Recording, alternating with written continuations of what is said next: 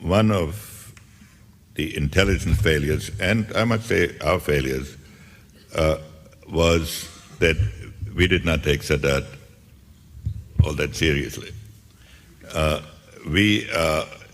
had had two conversations, secret conversations with his national security advisor, one in France and one in the United States, in order to see whether we could get a peace process started. And we had intended to start one after the Israeli elections, which was scheduled for the end of October of that year. But Sadat, who had succeeded Nasser in 1970, had been threatening things for years. And in fact, when his security advisor met me the first time, he made a presentation at the end of which he said, if we succeed, the president will invite you to Cairo.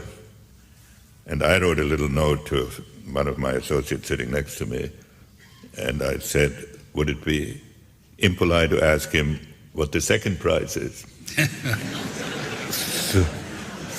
So this was the political background. When I became Secretary of State, which was at the end of September, 2 weeks before the war started, I found out that the State Department had an intelligence research unit, which I had not been aware of. So I came in on the first Sunday that I was Secretary of State to read some of their reports. And I found that they were reporting that there was a concentration of Syrian divisions on the Golan Heights and of Egyptian divisions along the Suez Canal. And so I asked them what it meant. I asked the CIA what it meant. I asked the Israeli intelligence how they interpreted it. They all interpreted it as bluff and maneuvers that would not amount to anything. So I asked them to make a report every other day, every 2 days, to see. And every 2 days they reported the same thing. These divisions are still there. They're not doing anything particular. And so I went off to the UN. And this is why there's so much on the telephone, because I had to handle the first part of the crisis from New York.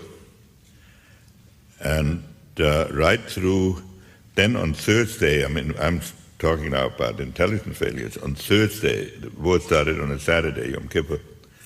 On Thursday, we got a report that the Soviet dependents in Syria and Egypt were leaving the country. And we asked the intelligence people what that was due to. It said, well, there must be one of these quarrels between Arabs and Soviets. Nobody asked the question, who could be quarreling with the Arabs, with Syria and Egypt simultaneously, that would evoke this. Synchronized anger. So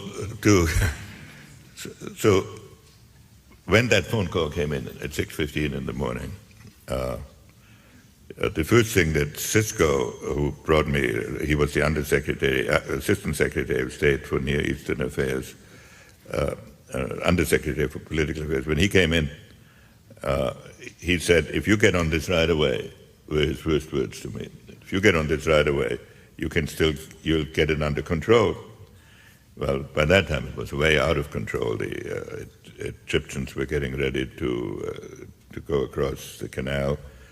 The Israelis sent us a message saying, assure the Egyptians that we have no intention of attacking, so if they're attacking because they're afraid of us, there is no need. And the first, so I asked the emergency group in Washington, that was called Washington Special Action Group, to meet to assess that situation. And their assessment was that probably Israel was starting this, because the mindset was that this could not, that the Arabs were not in any position to start a war. So we spent, it can be traced in the book, the first 3 or 4 hours of the war analyzing who had started it. And the conversation with Abba Eban, where I say the Egyptians are telling us, I was talking to the Egyptian foreign minister and to the Soviets, and I said, the Egyptians are telling us you attacked in the Gulf with a naval operation, and I said, this is not your normal way of procedure, and he said, oh, no, but I don't know what's going on. So it wasn't until it started at 6, I would say it wasn't until about 11 that it was clear who had started it and the magnitude. And it took 2 more days before we and the Israelis realized that the Arab armies had actually scored a substantial success. Let me ask. Convinced that it was a tragedy that the war had started, but that once the war had started, we should use this opportunity to see whether some progress could be made towards an Arab-Israeli negotiation. And therefore, we were convinced from the beginning that there would be a huge Israeli victory, and that was not at all clear for about 10 days. Israel was teetering very close to the edge of catastrophe for a while. Which was a surprise again. Total surprise. So, of course, to them too, above all. So I said it's the objective immediately that we would attempt to restore the conditions when the war started, so that if Israel advanced, we would use our diplomatic influence to return them to the starting point. And we were asking the Soviets and others to support us at a time when the Arabs were gaining, to support a ceasefire resolution on the basis of the pre-war lines. That also had the advantage that it forced the Soviet Union into a very difficult position. They probably agreed with my analysis that Israel would win, but if they took our proposal and supported it, they would be telling their Arab allies that they had to give up territory that these allies considered their own, and which was not contested as being their own. And I had some painful conversations with the Egyptian foreign minister. Said, how can you ask us to go back? But at any rate, this was a position that we had at the beginning, to which we could then return when the tide had turned, and that put us in the position where all the parties had to deal with us, and where our basic theme was, to the Arab side, you can make war with Soviet arms, but you have to make peace with American diplomacy. And this turned into a situation where we gradually then pushed the Soviet Union influence out of the Middle East, but it was. I think the Soviet. The history was that the Soviets had, at one point, put 20,000 of their military personnel into the Suez area, and that the whole air defense of Egypt, SAM missiles there was a belt of SA-3 missiles, SA-2 and SA-3 missiles along the Suez Canal. And one reason why the Israelis suffered such heavy casualties was that their air force could not really operate along the Suez Canal because of the effectiveness of the Soviet established missile defense. Then Sadat kicked the Soviet military personnel out in the summer of '72. The Soviets were caught in a dilemma. They had the dominant position in Egypt and Syria when the war started. But they also were very eager to maintain good relations with us. And under the Dayton policy that was then going on. So they were torn. They didn't want to give up their allies. They didn't want to give up the relationship.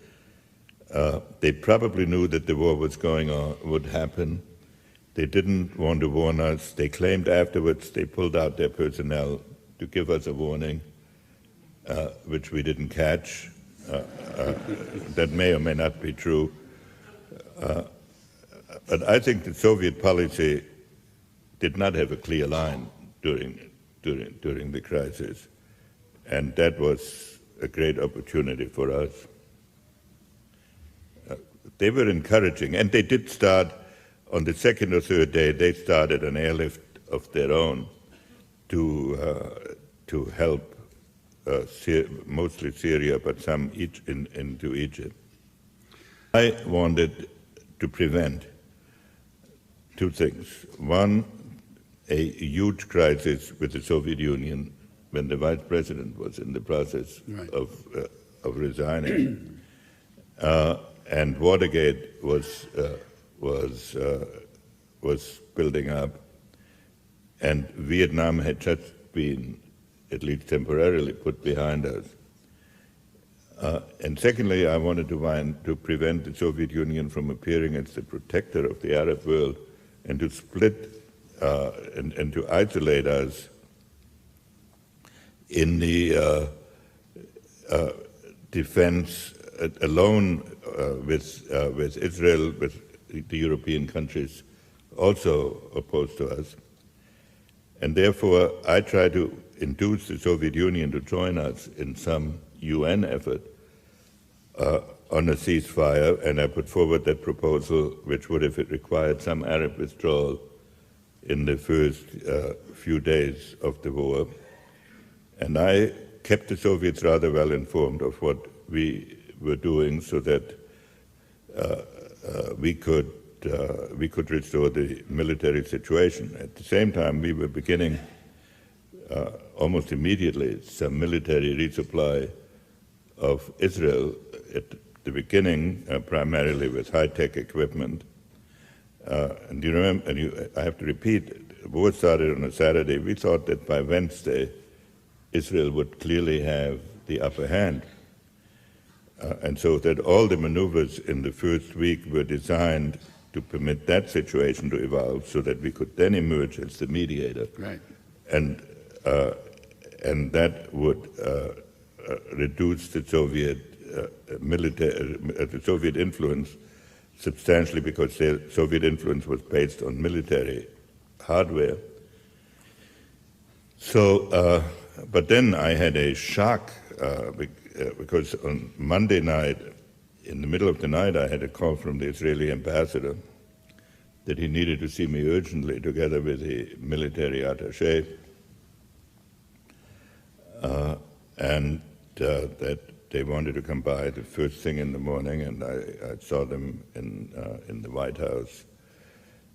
And the military attaché informed me that the Israelis had lost 400 tanks in 2 days, and I forget the number of airplanes, 30 or 40 airplanes, and that they needed urgent resupply. And and that Golda Meir wanted to come over to plead her case. I said, under no circumstances could Golda come over, because I thought that this would be a sign of such absolute panic that if the Prime Minister of Israel leaves Israel in the middle of a battle, then all the other Arab countries might jump into it, and the Soviet Union might begin to try to pick up the pieces. And that I would let him know by the afternoon what our reaction would be. And so we met during the day, President Nixon and advisors and myself, and we told the Israelis, well, we were shipping all along whatever the Israelis could carry on El Al airplanes. We told them we would replace all their losses, and therefore they did not have to hold anything back in their military operations. And but that it was essential, if we wanted to get a negotiation started, that they take some action in which they were not losing on every front. I mean, that was in essence which they were in the first few days. They were. Yeah. As late as Wednesday, the Arab armies were still on territory that Israel had prior to the war. So this then started. So there were two separate questions. One was, could Israel count on resupply? That they could totally. Then how quickly could we get some resupply there? Now there, the difficulty was how was one going to ship, how was one going to send equipment, and was it going to appear fast enough? And we still thought at first that the battle would be essentially decided by what was there. So an attempt was made to charter airplanes and to use American government guarantees to charter airplanes and to fly equipment to Israel. And it would be too boring to go through all the details why that was not possible. The airlines did not want to charter planes. They did not want to lose business in the Arab world. It was difficult to get insurance. Then it turned out that it was difficult to get landing rights in the Azores. So about 36 hours were lost in getting the non-El Al air support, except we started flying planes. The airplanes we began to ship immediately because they could be flown there by refueling directly. Then on Friday night, it became clear that the Israeli offensive had been stalled, and that we had I have to back up for a minute. On the day after we had made this promise to the Israelis on resupply, the Soviets caught on to what was going on, and they were beginning to urge a ceasefire in place, which was the way each war had ended. And we stalled them for 3 days until hoping the military situation would be restored. But we finally said we'll trigger that diplomacy on Saturday. By Friday night, we decided that the best way that we couldn't wait anymore for charters, and we started an American, really military airlift into Israel, which is a highly unusual thing to fly an American military airlift into a combat zone. You're also worried about how moderate Arab regimes might react, Absolutely. and you were looking for a provocation from the Soviets to allow you to go forward? Well, you read the book very carefully. We were worried all along because Europe was in a panic about a possible oil cutoff. We also wanted, all along, our strategy in the Middle East had been based in part on Israel and in part on the moderate Arab countries. And we did not want the radicals to run wild as a result of an American airlift. So we maneuvered in some part on the ceasefire negotiations in such a way that it looked as if the Soviets had failed to deliver. And then, and it may not be all this attractive, our airlift was already going and had already been flying for 15 hours, but it took a while to get to Israel. So by the time we told the Soviets that we were doing an airlift, as a result of their transgressions, the fact was we had already started it. The fact was, whatever the formal diplomacy was, if we could not get a negotiated outcome then, one had to wait until there was a clear-cut military decision. And so then the second week was spent on waiting that clear-cut military decision to emerge. The Egyptians made a military mistake of moving 2 of their armor divisions outside the protection of their missile defense.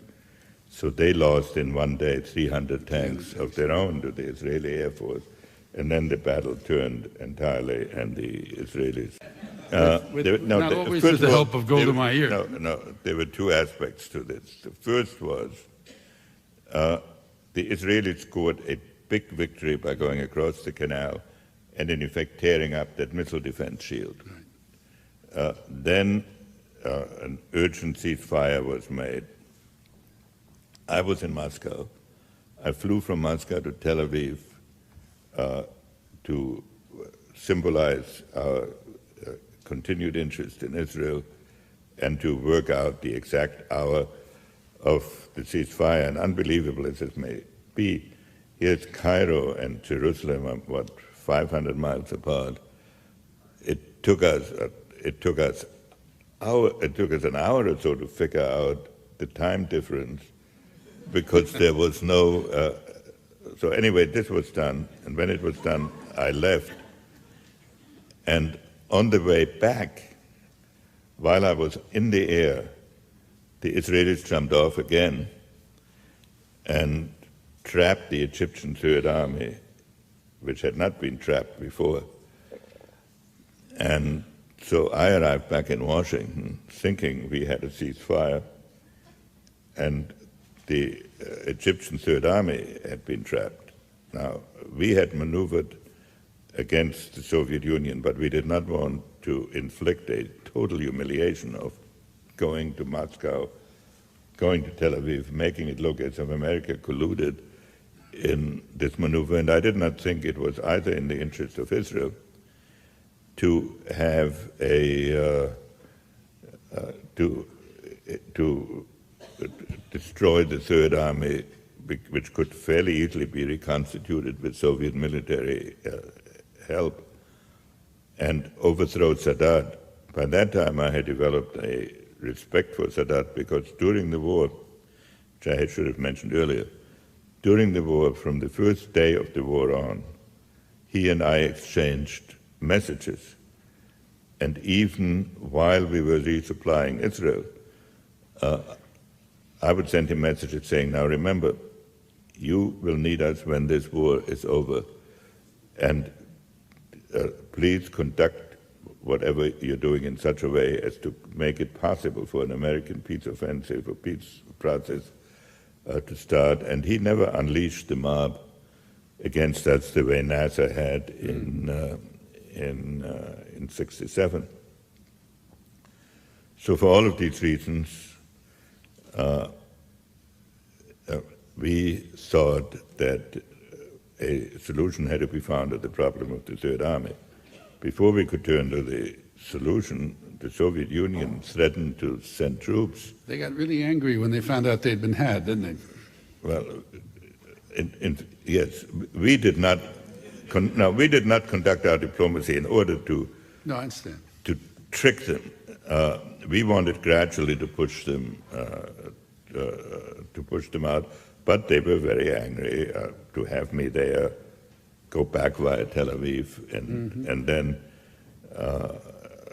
so they sent us a message. It was on a Wednesday night that they moved massive naval forces into the Middle East, into the Mediterranean, and they sent us a message threatening, saying that they and we should send a joint military force, in effect, against the Israeli trapping of the Third Army, and that if we did not join them, they would go alone. And they had stood down 10 of their 12 airborne divisions, which is a sign of mobilization. And so we did not respond to this message until we had put our military forces into a state of sufficient alert to be noticed by Soviet intelligence, and then we replied. And then the Soviets pulled back and said it was enough if we each sent 50 observers. And we cut that down to 20 before it was over. But then this was Thursday. So Friday, what I urged the Israelis to do was to permit a convoy of food, water, and medicine to go to the Third Army, but otherwise keep the positions as they were, keep the Third Army trapped, but not starve them to death. And this the Israelis, by one means or another, managed to avoid doing. And so comes Friday, we get a message from the Russians that a hotline message was coming. And that usually means it gets there within 5 minutes. That's why it's called the hotline. And in fact, it turned out that we didn't get one for 4 hours, so we thought, here we're building into another crisis. And so we decided that we could not have a nuclear crisis every 48 hours on an issue which needed to be resolved in everybody's interest in the way we had proposed. So we sent a message to the Israelis saying, we sent a message to the Egyptians urging direct talks between Israel and Egypt, which had never happened before. And we sent a message to the Israelis that if by 8 o'clock the next morning they had not let that convoy through, we would have to vote against them in the UN. There were groups in our government who wanted to resupply the Third Army with American airplanes, which I opposed. Well, I can assure you, we got a message from Golda Meir, which was not exactly friendly in response to this. And while these exchanges were going on, the Egyptians accepted our proposal to have direct negotiations with Israel. And that started another minor crisis, because there was, well, shall we say kindly, a misunderstanding as to exactly where they were going to meet.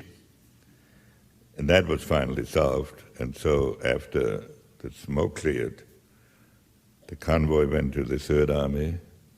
There were the first direct talks between Egypt and Israel, and out of this 3 agreements emerged, culminating in the peace agreement. Golda could be a pretty colorful character. What was it she said to you about we're only a tiny little nation? Well, you know, here we had run an airlift, which is not the usual thing. We'd run an airlift, we'd resupplied them, we'd gone on nuclear alert. So we had certainly shown our support. And she said, well, we're just a little country. And if you want to tell her, if you and the Russians want to agree among each other about our fate, when all we asked her to do was to send one convoy with food and water through lines that would continue to be controlled. But on the other hand, I adored Golda. And she was tough, she was heroic, she was stubborn, but she also had, when she understood the necessities, she fought for them with great courage, and I think she's one of the most remarkable people that I've met.